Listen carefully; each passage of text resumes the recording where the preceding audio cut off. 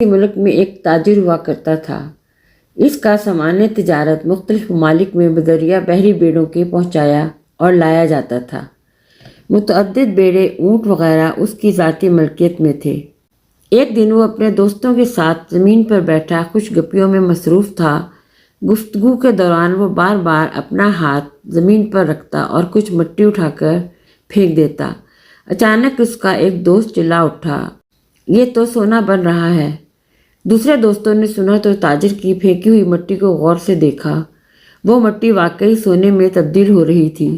یہ منظر دیکھ کر تاجر کا چہرہ پیلا پڑ گیا اور وہ زاروں کی طرح رونے لگا۔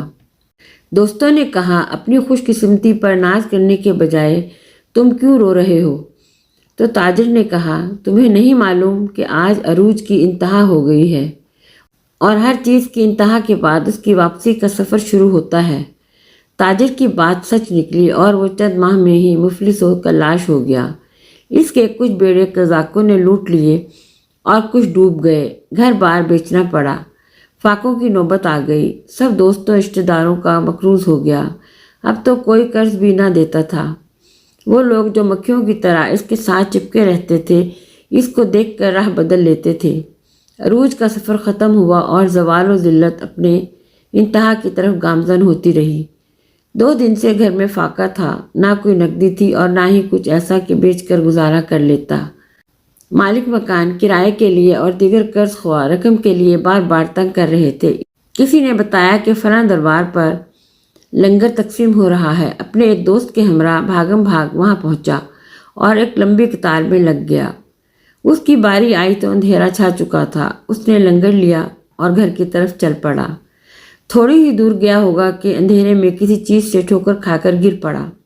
ہاتھ سے روٹی اور سالن بھی گر گیا۔ اندھیرے میں ٹٹول کر روٹی اٹھائی اور سالن بھی اس کے اوپر رکھ کر منزل کی جانب چل پڑا۔ راستے میں ایک دوست کا گھر تھا، وہاں سارے پرانے دوست اکٹھے تھے۔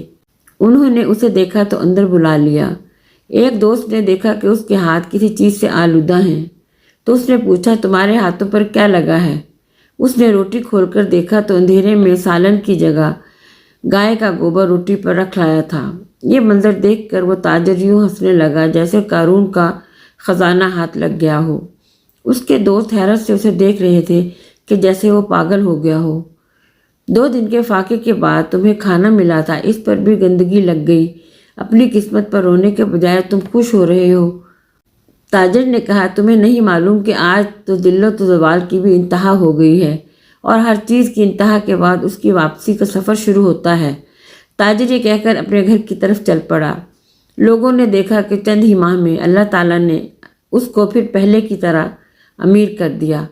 اگر آپ پر عروج کا وقت چل رہا ہے تو زیادہ مت اترائیں، غریبوں کا خیال کریں، کیونکہ انتہا کے بعد واپسی ہو جاتی ہے۔ اور اگر آپ پر زوال آیا ہوا ہے تو دوسروں کے طعنوں سے پریشان مت ہوں، عنقریب زوال بھی انتہا کو پہنچ کر واپس چلا جائے گا۔